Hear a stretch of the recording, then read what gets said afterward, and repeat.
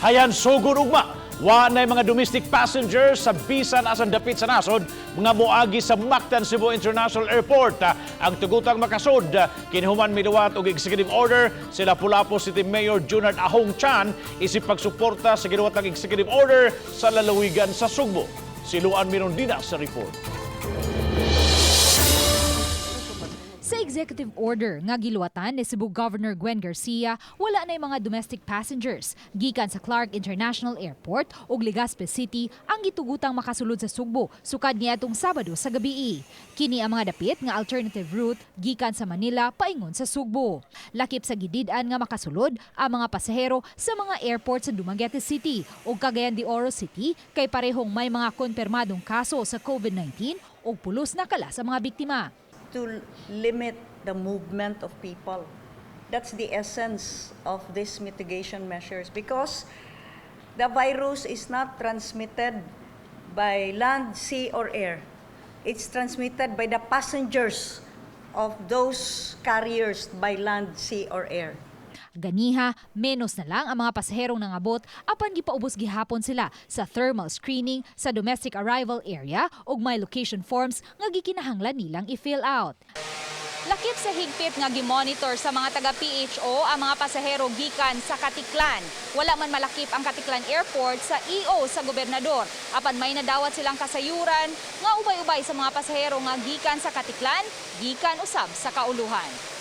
Kay most kuno aning Katiklan although Hersira gikan sa kuno nig Manila. Ang Katiklan nagbiya Clark, then Clark to Katiklan. Mo ni among gibantayan. Nasagmuyo ang mga taga-Provincial Health Office sa ubang mga pasaherong Pinoy nga nagdumili pagsunod sa mga gipatumang preventive measures.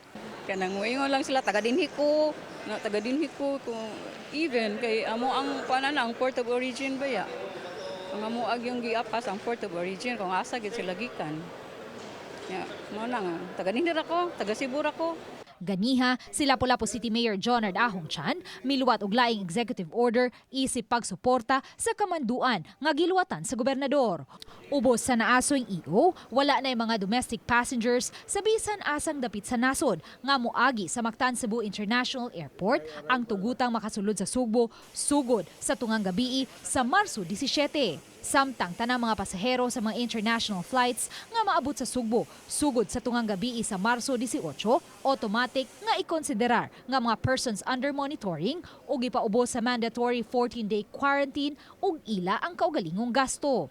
Exempted sa naasoing EO ang mga public officials, military, Navy, Air Force, Police, Health personnel nga on-official business, ingon man ang sea ambulance o rescue helicopters. Subay niini, gimanduan ang Lapu-Lapu City Police sa pagpahigayon og checkpoint sa nagkadayang dapit sa Dakbayan. Ang mga sakop sa Mactan Airport Porters Association mipadayag na sa ilang kabalaka.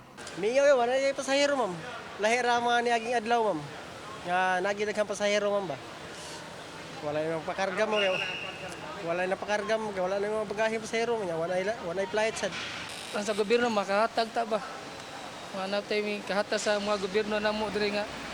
Sa amo lang kay wa man may sildo gid diri gud. Amo tipti ra gid mo ra gid siligan mo. Uban ni June Solon, Luan Merondina, Balitang Besdak.